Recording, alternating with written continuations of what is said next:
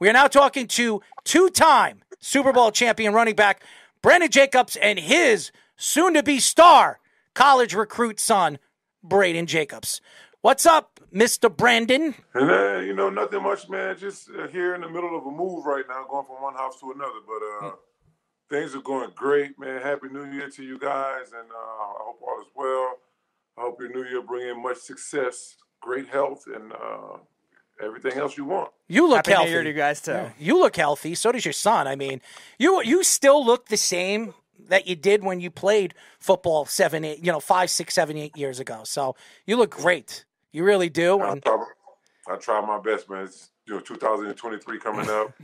This is going to be my 10th year being out. I retired after the 2013 season, so 2023 season coming up is going to be my 10th year being done with the sport. Or 9th year, I guess I could say, being done with the sport. But yeah, man, it's been a long time, man. Been trying to work with this guy, make sure he get to where he want to go, and make sure he knows what it takes to get to where he want to go.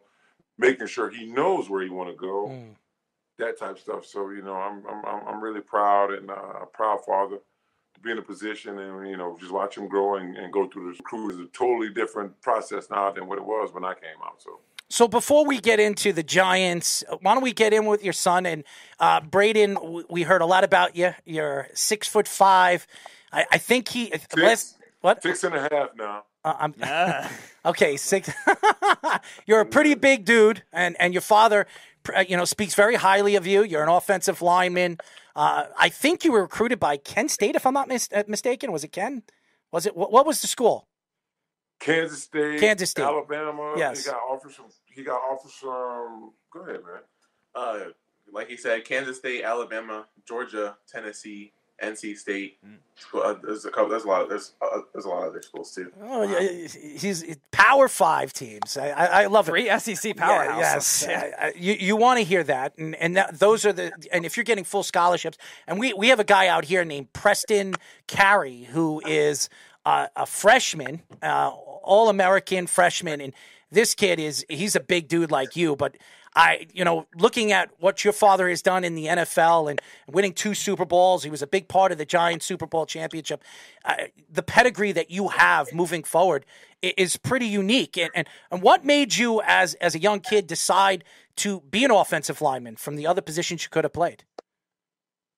Well, it wasn't really like a decision to play O-line. It was just where I fit in. I've always been a bigger kid, so. My first year of football, they put me on the O-line, and I ended up loving it. So, what is you told us the recruitment updates with the 5 schools. Also, we've seen very actively the transfer portal this offseason as well. So, again, when you do end up making your decisions, do you have other backup plans in mind of maybe schools not recruiting you now, but also could look at you if you talk with any other coaches? Well, once I decide where I'm going, I don't really want to have a backup plan because if I have to transfer, then I might not then no one might take me and I might be stuck. So I want to go to a college and stay. Well, that's really good commitment. Yeah, that's for sure. But when you hear some of these players, they knowing that there's a transfer portal, they don't want to play for this coach this year. They go to another coach. They want to win a national championship.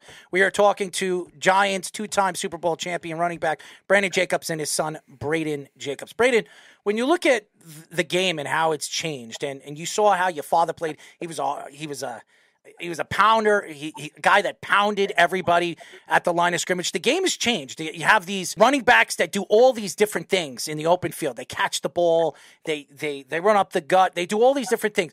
As an offensive lineman, what is it like, blocking for these guys? Well, it's really your one job. Block for the running back, pass block for your quarterback. If you don't do that, then I don't know what you're doing there. On your recruiting journey, from both of your perspectives. So, is there one particular coach or player that really stood out to get that recruiting process in, and the experience? What were some of those like? Well, coming up, all these coaches. There's coaches that know how to recruit, and there's some that don't know how to recruit. Some look at it as a job in a business, and some coaches take it personal. As far as who they recruit and build relationships with. You got coaches that'll talk to you and make you feel like they're your kid. I mean, you're his kid and he cares about you, right? that's more the guys you want to kind of be with. I think Kirby Smart and a lot of those guys over there at Georgia does a great job with connecting with a lot of these players. You know, Tennessee does a great job of connecting with a lot of these players and parents, you know, and being a place. Even LSU does a really good job on connecting with these players and making them feel like, you know, this is the place for you. As a parent, I want to send my son somewhere that he has help, number one. Like for me, I'm from Louisiana, so if my son were to tell me he wanted to go to LSU, I got tons of people down there to look after him, right? But for a guy like myself, I want my kid to be close in case he get drunk one night and punch a glass and cut an artery, and here we got to drive 2 hours to a place, unlike waiting on a flight to take off early morning to take off to go to a place like Oregon or USC. It's going to be a little difficult to be able, to get there, when you got such a bad tragedy that's happening. So either it's close or somewhere where I know tons of people. So, so as a parent, that's kind of, what you want. And a lot of these coaches, man, some of them treat it as a job. Hey, well, I don't get you, move on to the next guy, which they all do that, but they all make it a point to make a lot of these kids and parents feel like, your son is going to be safe here with me. I'm going to look out for him.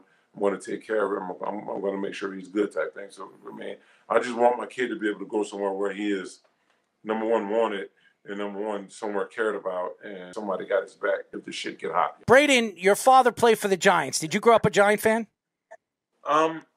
Yeah, I was kind of just born into it, but I don't really remember much from him playing because I was so young. Yeah, I think the game is completely different from when he played, and with the new rule changes and the protection for, obviously CTE. We speak to a lot of players, and after watching that just horrendous thing that happened on Sunday for Damar Hamlin suffering that scary cardiac arrest, it scares you. Brandon, your father, I'm sure his family, Damar's family, watching that on national TV and watching their son just fall over like that, it's scary. What were your thoughts when you watched that on national TV? It was scary, but because it made me think to myself, like, this is a sport I want to go play, and these are some of the risks of me playing that sport. But it's a sport that can make me a lot of money and give me a lifetime worth of just like living after retirement. How about you, Brandon? What did you think watching Damar fall like that? It was one of the saddest things I've ever seen. Being a guy that played the sport, there's a lot of guys that out there played, and a lot of guys that's lucky enough to get through it. It's such a terrible situation. I send my best wishes out to his family and him. Hope he can pull through this thing and be, and be able to live a normal life. It's definitely scary. I talked to my wife about it. This is what our kids want to do. They understand the risks that take place on the football field. They understand the after you're done risk as well. Being able to walk, being able to think straight, being able to communicate with people on a certain level. They understand the risk that's involved, right? If this kid were to go out there and play the game and something were to happen where he got hit and died, I'm not going to say I regret him playing. I'm not going to say that because I don't. This is something this is opportunity that was created for himself, and this is a decision that we all made. So this is a part of the risk that comes with it. If we were to have, and we got a youngest son as well. He's 12. If he goes out there and something happens to him, we're not going to make the youngest stop playing. It's just all about, this is the risk that you assume, and this is what can come from it. I know that as your dad, your mom knows as your mom, and, everyone around you know it, and this is what comes from it. We can't blame no one else for it, and this is what we got. So we're going to go out here, and we're going to kick ass, and we're going to be as successful as we're going to be until we can't no more. So a lot of those. So a lot was criticized with the NFL with the way they handled the whole thing. They eventually canceled the game, but it took them a lot longer than it should have in a lot of ways. And you look at the Bills and the Bengals players as a whole, and even across the league, just all the grievances, all the prayers being sent to Damar Hamlin, and just really a whole community support. So what do you think is the next steps for the NFL, both this season and also long term, to help these players get protected better? Well, I'm not sure the NFL can do much right now with helping these players get protected, man. But I say this, though. The NFL players union are piss poor, right? We sit out here and we play this game in front of millions of people every week.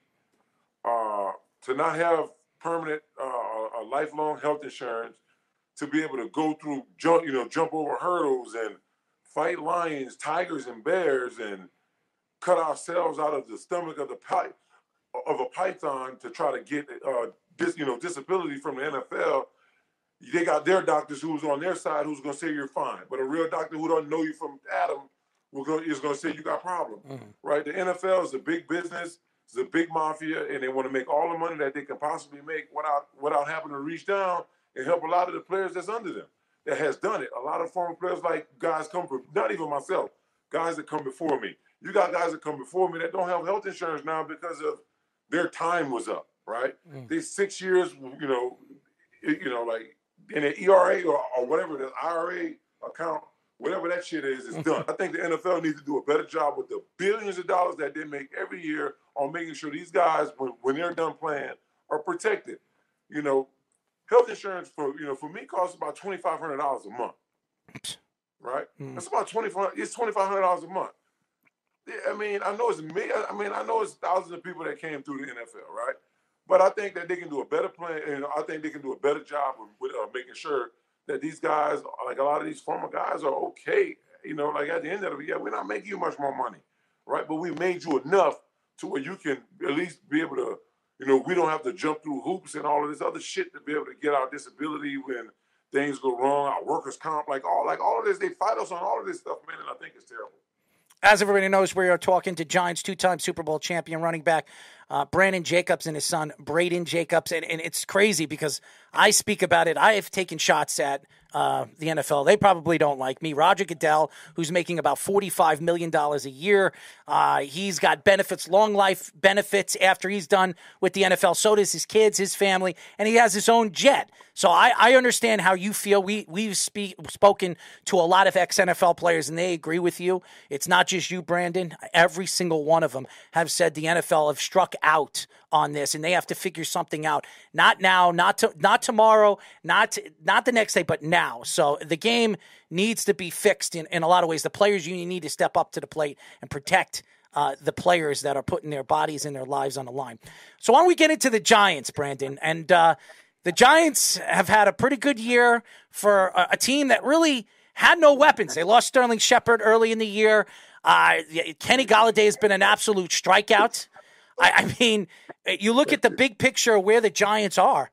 I'm surprised. I know their schedule fell in the right area and fell the right way for them. What were your thoughts that Daniel Jones here? A lot of people were trying to tell him he's done. You need to be looking for a new quarterback. Is he the quarterback of the future of what you've seen now with Dable running the show? I want you guys to sit and think about something when you're talking about Daniel Jones, okay? The offense been winning ugly games. They've been putting up ugly numbers. I mean, I don't think the Giants put up over 350 yards the whole season of total offense.